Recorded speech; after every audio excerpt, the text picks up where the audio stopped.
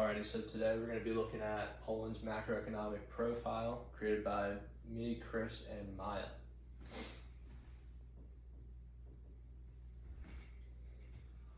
Firstly, the overview. Right here we have Poland's population from 1990 to 2024. And then same here, we have the Poland GDP per capita from 1990 to 2024. So starting off with the post-1990 transition where it starts right here. That was when Poland switched from a communist economy to a market economy. So obviously it allowed business to go private, all that it allowed for long-term economic growth, but short-term unemployment and other issues like that. But it didn't really affect the GDP. As you can see here, there's still a slow rise in GDP all the way up.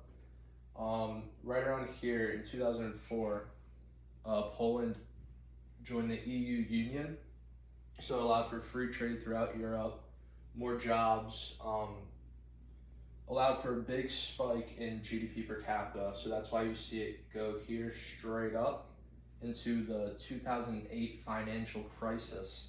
So most countries in Europe got hit by this where they saw a full recession, but Poland was actually one of the only countries that didn't see a full recession. So that's why you see a little dip right here, but they recovered pretty quickly right back up there. And yeah, they survived that one. And then lastly, the recent population decline, which we'll get more into with human capital. As you see here, there's been a steady decline as of recent, and that has to do with lower birth rates, less youth going into jobs, and more people retiring, the older population. And again, we'll get more into that with the next slide. Alrighty, so with human capital, I have right here the population pyramid and the education graph. As you can see here, like what I talked about with the overview, you can see a cluster here from around 35 to 75 with where more people are stacked up in there, where the younger generation, there's not much happening down there. So that's what I was saying with the aging workforce, a lot more people are retiring, less young people are coming into jobs, which makes it harder for, honestly, everybody to join the Poland economy. Everybody would rather, like with the EU Union, they'd rather go from country to country, try to find a better job, try to find a better economy. There's not much inspiration there for youth to join a Poland workforce. Although that's happening, there is a steady rise in education levels with both male and female, where female education actually has an advantage. There's a lot more educated females at a higher level now, which honestly creates like a better, what's the word for it? Makes it more mixed and higher skilled jobs, which could actually lead to a better productivity rate. But the future labor concerns, again, with the lower amount of youth joining the workforce, might lead to lower productivity and government spending as well, where they're gonna have to spend a lot more money on like pensions and healthcare for people retiring, as to where they're not really creating as much stuff with less youth coming into jobs.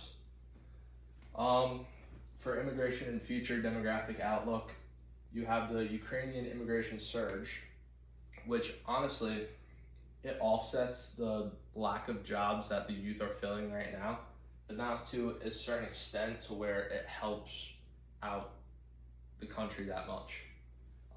Again, with the aging population, a lot more people are gonna fall out of jobs. As far as GDP composition goes, there are three major sectors: agriculture, industry, and the service sector. Agriculture and industry have both decreased over time since 1995 to 2024, whereas the service sector has actually increased. These two things imply that the country is developing economically. And when looking at exports and imports, these two things have actually both increased over time up until 2024. This may seem contradictory at first, but Poland is importing things that are business investments such as equipment, and they're exporting things such as manufactured goods, which shows that they are in fact improving economically. When it comes to natural resources, Poland has a lot of variety. They have a temperate climate and a lot of precipitation, making agriculture very favorable and showing why they have such heavy food exports. Population distribution is in the fourth stage of the demographic transition model, meaning that their population is slowly declining and it's aging, but this doesn't mean that they don't have economic development, as I just mentioned in the last slide. When it comes to coal and natural gas, they have heavy coal reserves and they have a lot of domestic production of natural gas, meaning that they export a lot of fuel, which brings in a lot of money towards their GDP. And they also have many industrial metals such as silver and copper. These things are all used in the manufacturing of goods which are exported to other countries. When looking at state of development, Poland is at an 81 out of 100, which is the standard. And when looking at state of development, I use Eurostat to compare Poland's GDP to that of the average EU GDP. They're at an 81 out of 100, meaning that although the frontier stage is very much in sight, they're not quite there yet and they still have some room to grow. However, since 2014, they've been steadily increasing, showing that they more than likely will get to that point in the near future. As an EU member state, Poland is heavily integrated into the European economy. This has helped them grow their GDP as it started to rapidly rise within the last few years and has been one of the biggest success stories in the entire EU.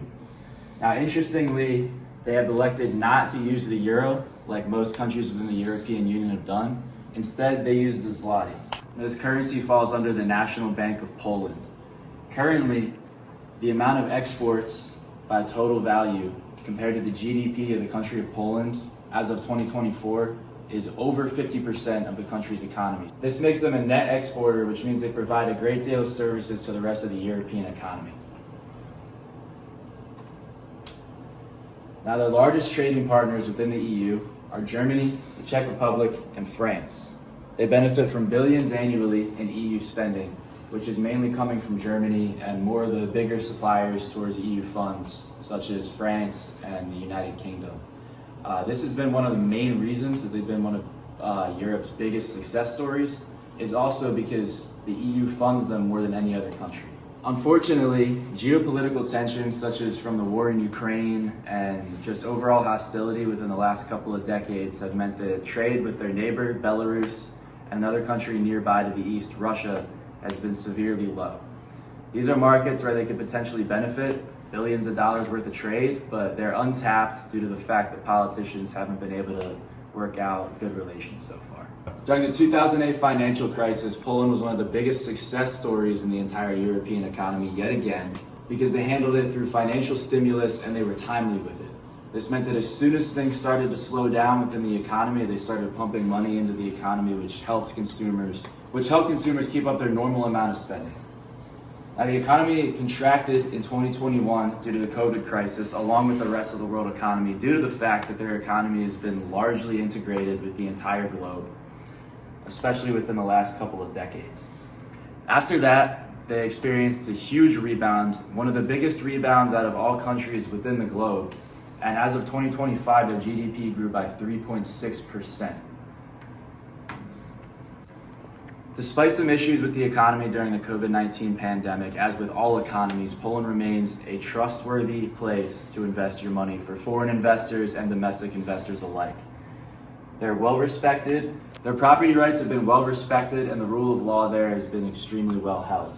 There are peaceful transfers of power, and they have a fair judicial system across the country. Right here, we've got a graph of the Polish stock market over the last approximately 30 years. As you can see, it started to level out. But no matter what, even through difficulties, it remains reliant and hasn't experienced any kind of devastating crash that has slowed down their economy.